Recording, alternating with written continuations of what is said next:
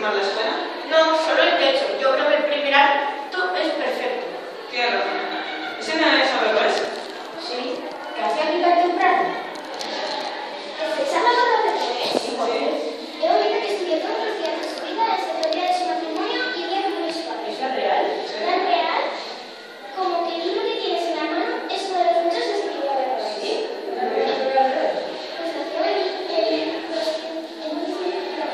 1126, en Córdoba. Sí. Ya me queda poco de vida. Me gustaría escribir un libro con mis recuerdos. Empezaré hoy. Nací en 1126 en Córdoba. Pasé allí mi infancia. Recuerdo aquel año en 1153 cuando contemplé la Torre de Nápoles. Creo recordar que fue en Italia. Después viajé a Marrakech.